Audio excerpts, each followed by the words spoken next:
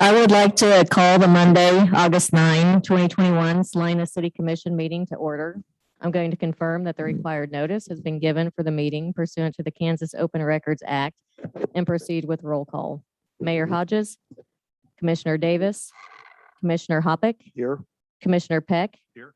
Commissioner Ryan. Here. In the absence of the mayor and vice mayor, there is a need for a temporary chair to be elected and would look to the commissioners in attendance for a motion. I would nominate Commissioner Carl Ryan to act as chair for this meeting. Second. Been moved and want to continue until the deed is done. You're not done yet. You're doing so good so far. So, Yeah, so you- what do I say? You I'm need sorry to to call open for it a down. vote.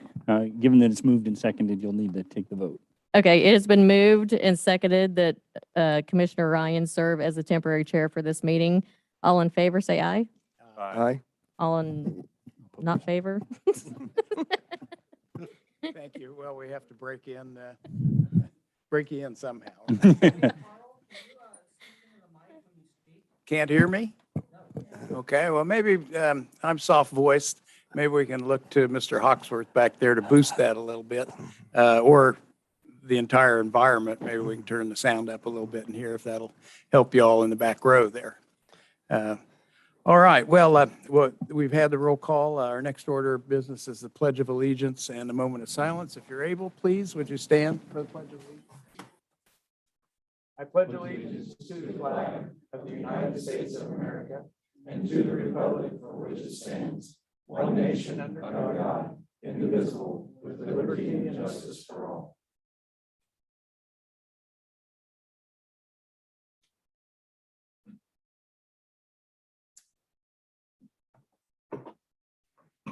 Thank you very much.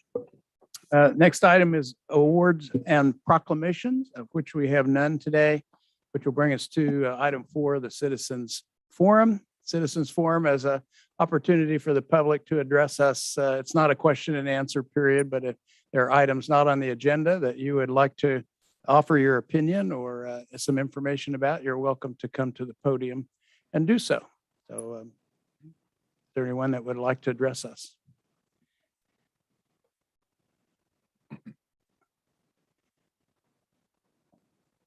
Hi, I'm Mary Mertz of Salina. And first, I want to thank you for your service to the city, because I know it's a lot of time and effort and thought that you put into your job. So thank you for doing it.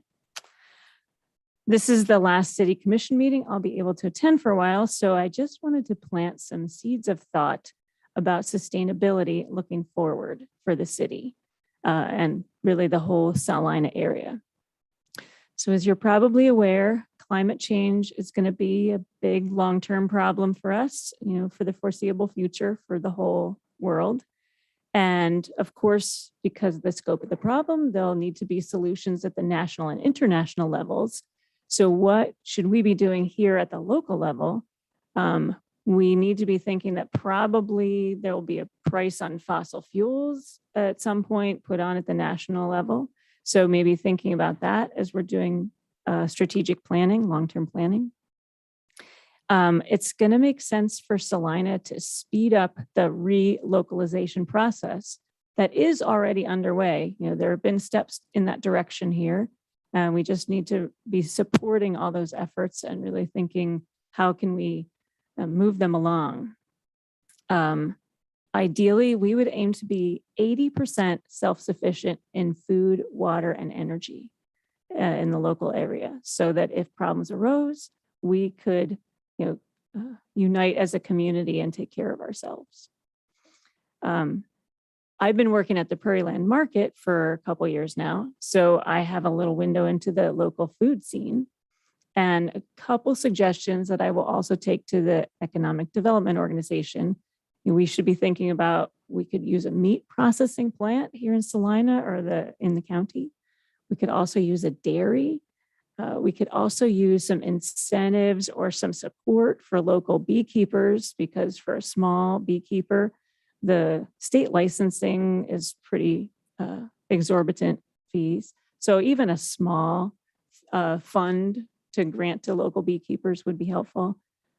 And just keeping in mind, how can we incentivize and support all the local farmers? We all know that farming is a difficult job, no matter what level, but if you're trying to support your local farmers and give them a standard of living that is decent, that means higher prices than what we're used to at Dillon's or Walmart. And so how can we support that?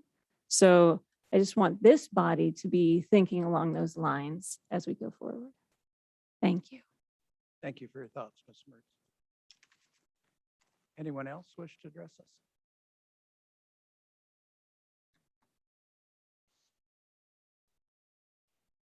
Rosemary Mice, Salina, Kansas. And I've noticed that when we walk downtown on Santa Fe, there's an awful lot of homeless people that are setting up homes down on Santa Fe. And I think we need to address that, because as nice as our downtown is now, we don't need to have it crowded with homeless. And also the vagrants that are setting up in parking lots all over town begging for money. I think we need to look into that too. And especially when they sit in front of a sign that says help wanted. That kind of defeats their purpose of asking for money when there is jobs available. Thank you. Thank you.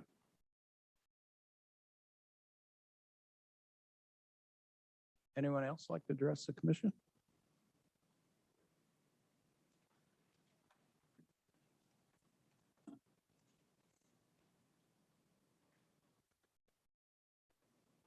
Dalton McDowell, City of Salina. Is there any way that you guys could change your idea on the Tri-Rivers Rodeo grounds and not put it towards a $2.6 million tennis facility, when we have tennis facilities in almost every major park in the city of Salina that doesn't get used, that are dilapidated and going to have to be tore out because they were not maintained? Thank you. Anyone else like to address the commission?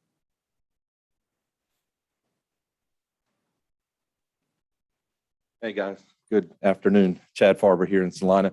In regards to the storm that went through on Saturday evening, I would like to say thank you to all of the linemen that were out there working. There were a lot of people without power. And not only the electrical companies that were pulling together, but I saw a lot of posts on social media of our community coming together with chainsaws and moving branches and different things like that. And that made me proud to be a Salina. And I just wanted to say something about that this morning or this afternoon. Good. Thank you very much. That's point well taken. They did a great job. Anyone else? There's no one else to address us under the citizens forum. We'll move on to public hearings and items scheduled for a certain time.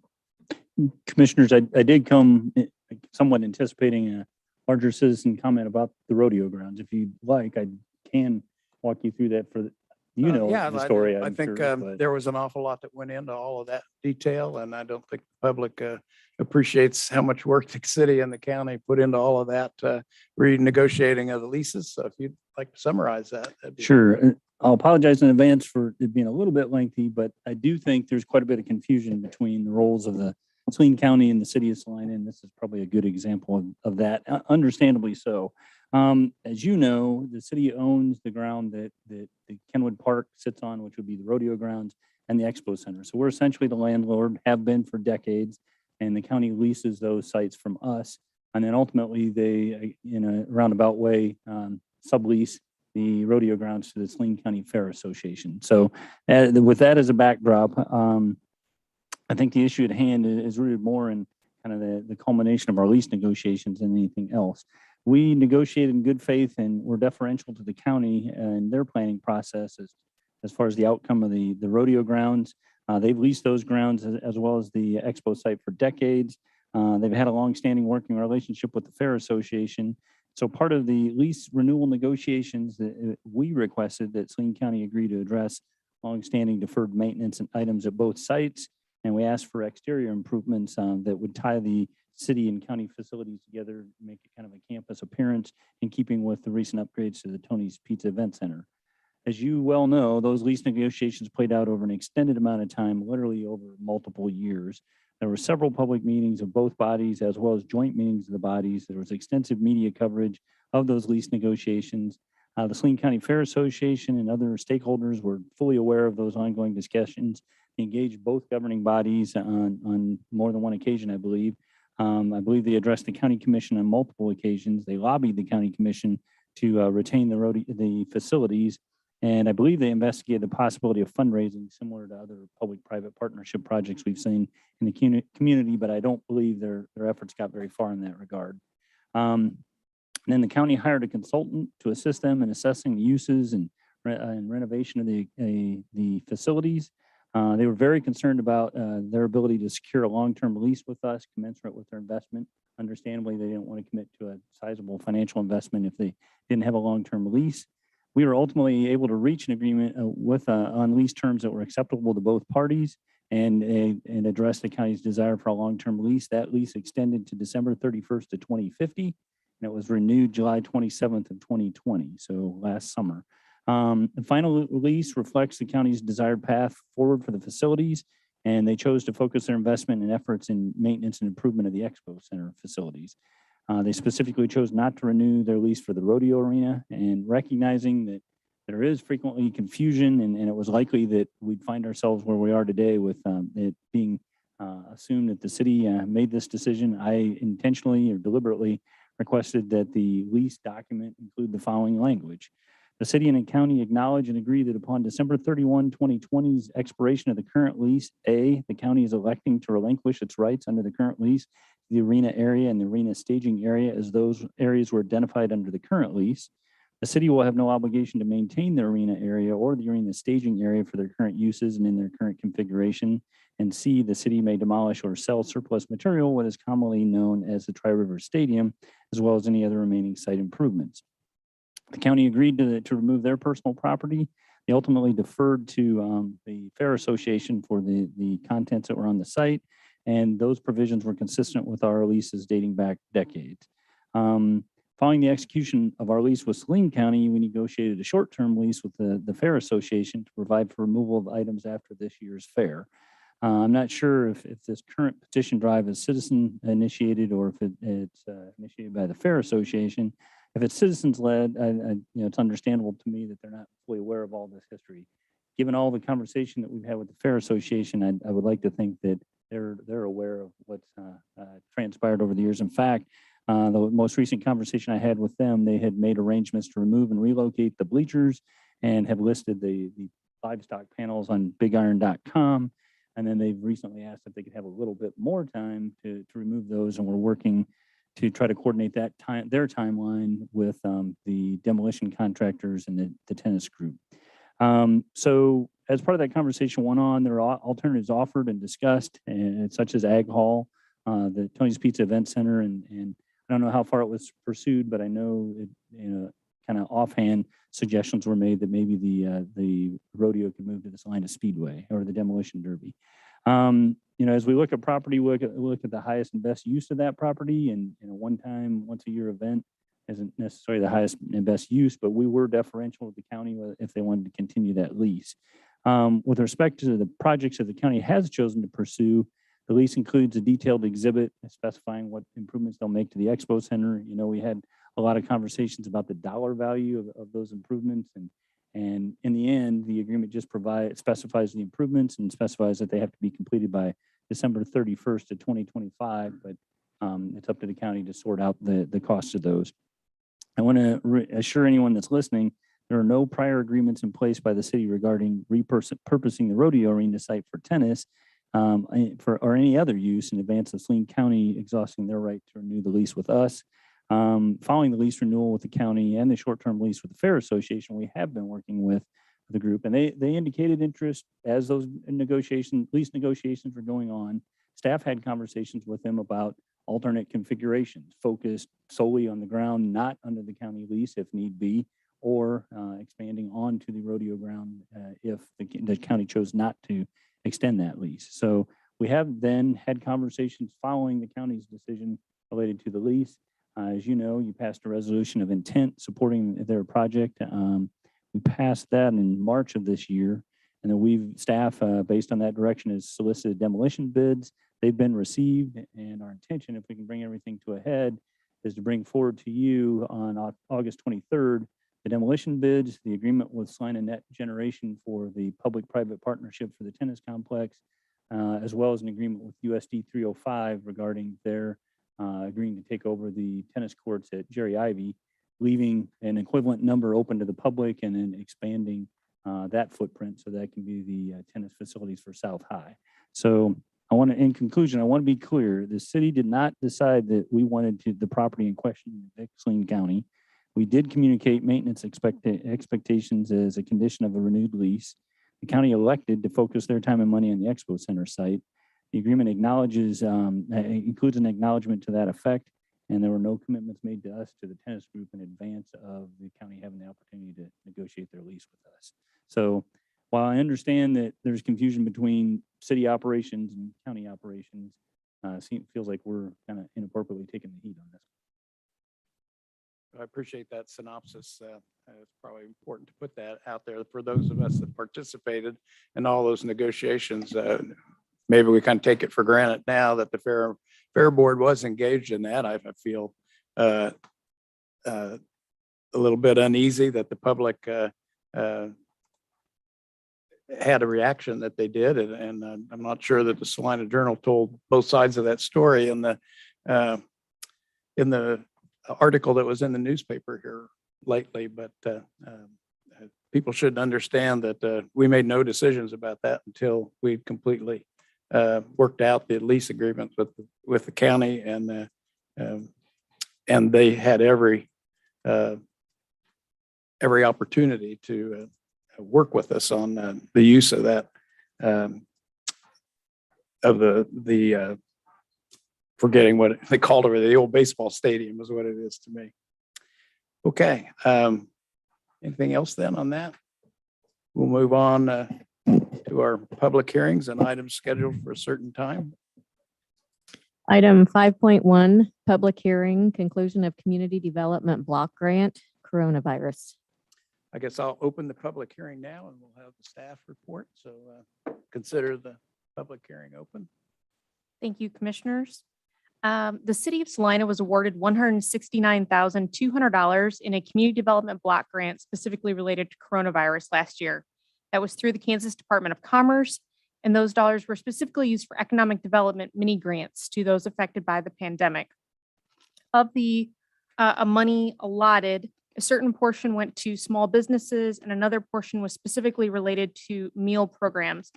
So $119,200 went to small business grants and $35,000 was allocated to meal programs, with $15,000 used for administration, which we partnered with North Central Regional Planning Commission to have them help us with that grant.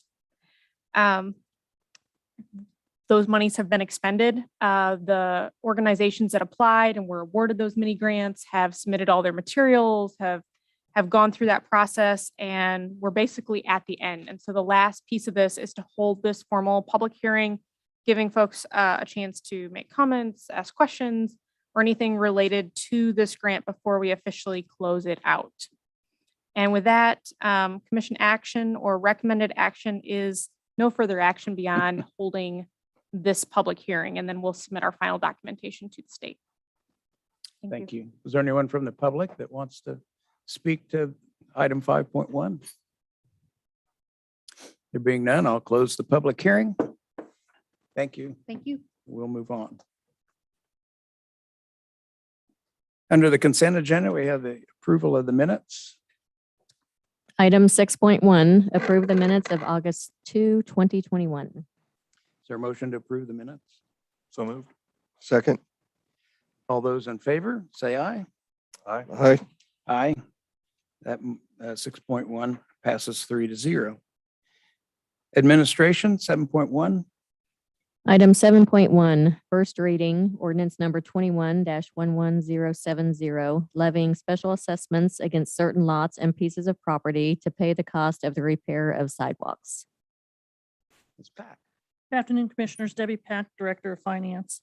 Annually, we bring before you assessments that we are requesting to levy against properties for certain nuisances.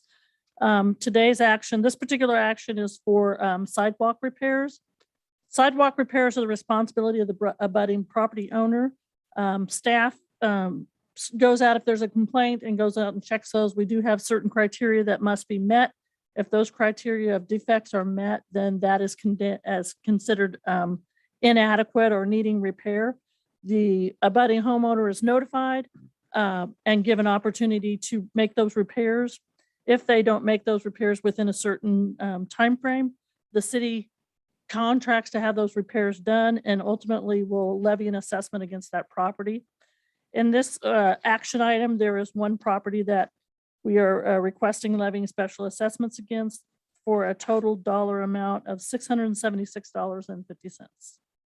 The options are the normal: to approve on the ordinance, to levy the special assessments, to approve the ordinance with any amendments you deem necessary. You could approve it on first reading and give us instruction for any additional information you would like, or decline to approve the ordinance, which would mean that the city would bear the cost of those repairs as their responsibility. I would stand for any questions. Questions of Ms. Pack? Is there anyone from the public that would like to address this item? If not, we'll bring it back to the commission for action. Is there a motion? I move that we approve ordinance number 21-11070, levying spatial assessments against certain lots and pieces of property to pay the cost of repairs of sidewalks. Second. It's been moved and seconded. All those in favor say aye. Aye. Aye. That will pass 3-0. 7.2. Item 7.2, first reading, ordinance number 21-11071, levying special assessments against certain lots and pieces of property to pay the cost of abatement of nuisances. Ms. Pack. Thank you again. This is very similar to just the previous one, but in this case, this is property maintenance issues, which is typically mowing, weeds, boarding of vacant facilities or something like this. There's a whole step of processes that happens. Either a complaint comes in or code enforcement identifies a violation. The owners are notified, just as in the other case, and given an opportunity to rectify the issue. If the issue is not corrected within the amount of time frame that they're given, then the city does contract to have that specific issue taken care of, whether it's mowing or weeding or boarding up facilities. In addition to that, the homeowner is sent an invoice that the city does contract for it and are given the opportunity to pay that in advance. If they do not pay those invoices that are sent, then those fees are assessed against their property. In this case, there's a lot more, there's a much longer list because these are assessments that have been collected since the 2020 certification, which would have been about a year ago. The total cost of these items is $55,859.32, of which $12,642.90 has been paid by owners, which leaves us an assessment of $43,216.42. Same options for this ordinance would be to approve it, levying the special assessments against the certain lots, postpone consideration, approve on first reading with direction, or vote to deny the ordinance, where again leaves the responsibility of the cost to the city. Any questions for Ms. Pack? Do we collect a high percentage of this? I guess we see this every year or almost every year. Well, once they're assessed on the tax rolls, the county collects them just like any other tax. So they're sent out on a bill and collected just like any tax. So So we do get the money. Yep. Okay. Anyone from the public like to address this item? There being none, we'll bring it back to the commission for action. Is there a motion? I move we approve on first reading ordinance number 21-11071, levying spatial assessments against certain lots and pieces of property to pay the cost of abatement of nuisances. Second. All those in favor say aye. Aye. Any opposed? That item passes 3-0. 7.3. Item 7.3, award the bid for project number 21023, Billburg Park Drainage Improvements to Smoky Hill LLC of Salina in the amount of $130,332.50 with a 5% construction contingency for a total project authorization not to exceed $136,849.13 and authorize the city manager to execute a contract with Smoky Hill LLC of Salina upon fulfillment of all prerequisites under the bid documents. Good afternoon, Commissioners. Yes, sir. Chris Cotton, Parks Director. Yes, I'm here today to seek approval of project number 21023 for the Billburg drainage improvements. As I'm sure you all are aware that anytime we have any significant rain at all, fields 1, 2, and 3 flood out. We spend a exorbitant amount of staff time trying to get those fields dried out and prepped and usable, and we just simply cannot do it. So this project will enable us to get the water off the fields. It won't pond. It will help us in our efforts to maintain the fields for the public. Any questions? Questions, Commissioner? I guess my only question is, we've approved future improvements to those fields, whether it be turf and restrooms and stuff. Will this take care of all the drainage issues with Billburg that we'll be able to move on with that project? What it will do is it will serve yes and no to answer your question. The first point is yes, it will take the water away from the fields. If we don't do the project, in 2015, we added under drains to fields 4, 5, and 6, and that water is already taken away to the river. This project will allow the water to have a place to go. So if later we do turf fields 1, 2, and 3, the water has a place to actually drain away too. Right now, it would still just be ponding in the same location. Even if we take it away, it's not going to go anywhere. But we shouldn't have any other drainage issues as we move forward with the improvement. Correct. There should be a market improvement to that. Yes, sir. Yeah, I might clarify, and I think we're all saying the same thing, but this is a drainage issue in terms of ponding. We will still need to install under drains for all the turf that we might install to carry that water away. But this will avoid or should solve the standing water problem above the surface. Other questions? Thank you, Mr. Cotton. Thank you. Is there anyone from the public that would like to address this item? Being none, we'll bring it back to the commission for action. Is there a motion? Don't be shy. I'll go ahead then. I move that we approve the bid for project number 21023, Billburg Park Drainage Improvements to Smoky Hill LLC of Salina in the amount of $130,332.50 with a $6,516.63 construction contingency for a total project authorization not to exceed $136,849.13 and authorizing the city manager to execute a contract with Smoky Hill LLC. Second. The motion is to approve project number 21023. All those in favor say aye. Aye. Any opposed? That passes 3-0. Move on to development business. Item 8.1, first reading, ordinance number 21-11072, requesting the rezoning of the former Kmart store site from C3 to C5. Mr. Andrews. Welcome. Thank you, Commissioners. This is an application that's been filed to change the zoning classification of the former Kmart store at 400 South Broadway. That store was built in 1978 and has been vacant for the past 2 years. Since 1978, it's been part of a C3 shopping center district. And as we pointed out in our report, the C3 district is designed for retail uses such as a Kohl's department store, something that has all their retail activities indoors. And so there's an interested purchaser, which is Atwood's Ranch and Home, and they're proposing to renovate and reuse the existing Kmart store footprint. But part of their business model is to display their farm and ranch merchandise outdoors in front of the store. They took note of the prohibition on outdoor display and storage in the C3 district and submitted an application to change the zoning classification to C5. So we've kind of highlighted for you in our report and attachments the distinction between C3 and C5. Probably a majority of the Broadway Boulevard corridor, except for Sunset Plaza, is zoned C5. And so this request would accommodate their business model and also put a vacant retail facility back into productive use.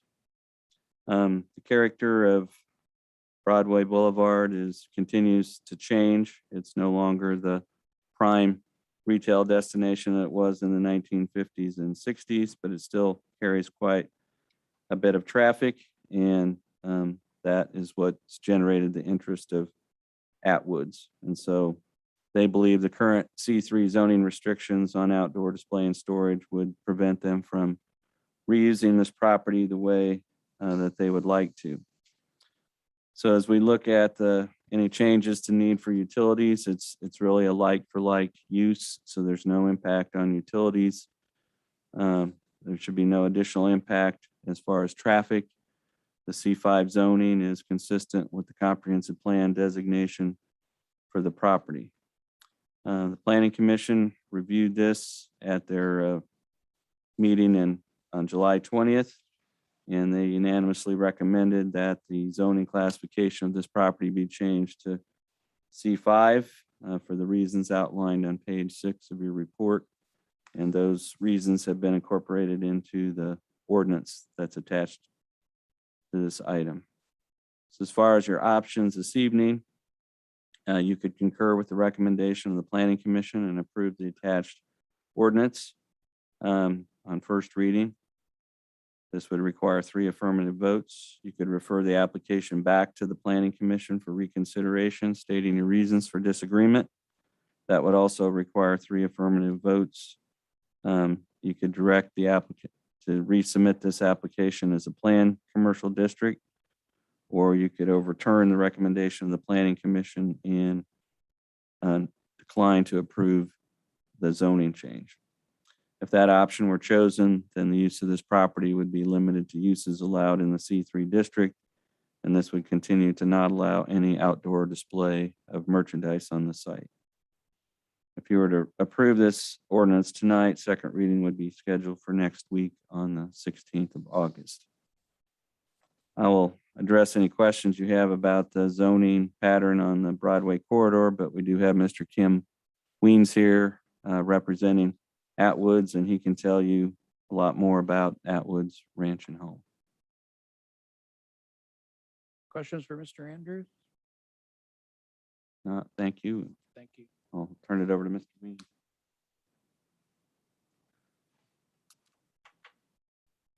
Welcome, sir. Good afternoon. My name is Kim Weens, Midlothian, Texas, and I represent Atwoods Ranch and Home. It's great to be back in my home state of Kansas. And as I was driving up yesterday and this morning, I left a hot state for a hotter state, usually when you go north.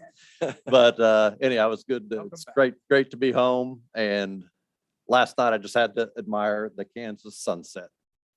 You know, I took that for granted for the 30 years that I grew up here. So on a personal note, Kansas is a great place. And I just sat and watched the sunset as I was driving down 135. So nothing pertains to today, but anyhow, I just wanted to share that with you. Don't take your sunsets for granted.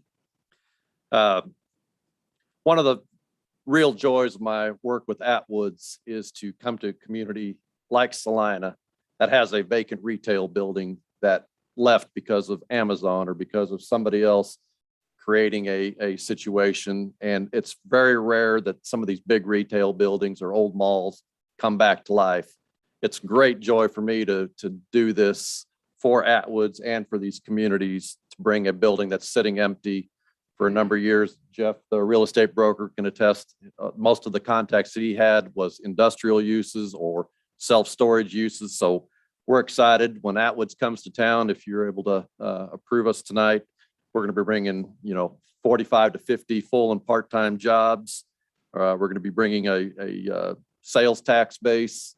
One of the things that I'm real proud of at Atwoods is they love to hire local community kids and college students. Both my sons worked their way through Oklahoma State University by working at the Atwood store there. So they are big on that. So they're really a great community leader in that. As far as the store, we want to get the store open as quickly as possible. We'd love to be open before Christmas. We're shooting for a November opening on there. Lots of work to be done. Anytime a building's been sitting for 2 years, things happen, but we've got the crews trained. They're specialists at this, and look forward to working with the city staff here and going through that process. But we hope we have a great place for y'all to come shop. If you've not been to an Atwoods, I call it the world's largest general store.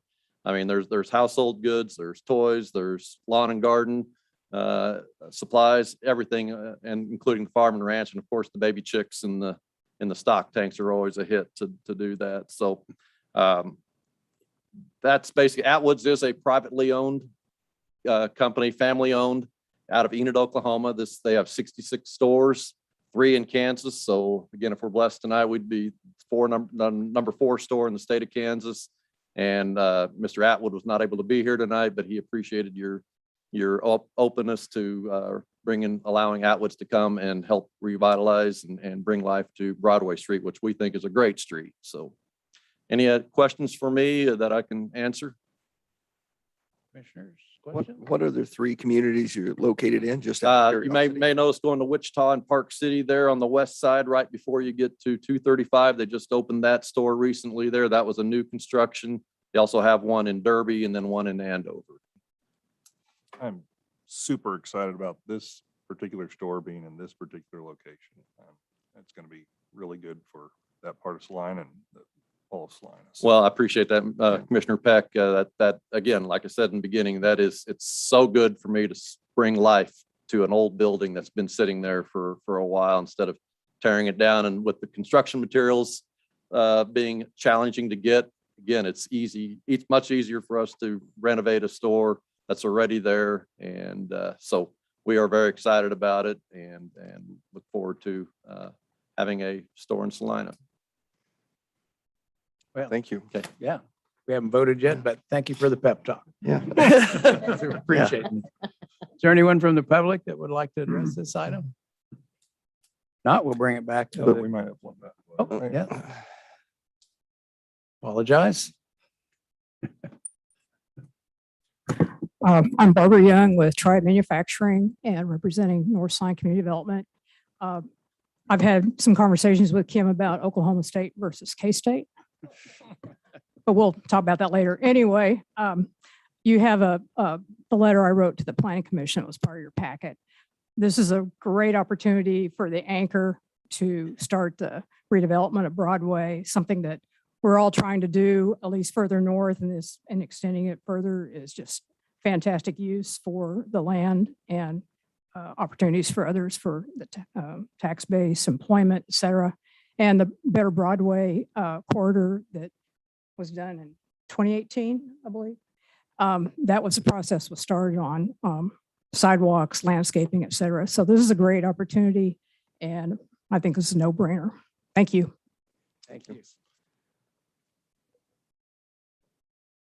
Not to overlook anyone else.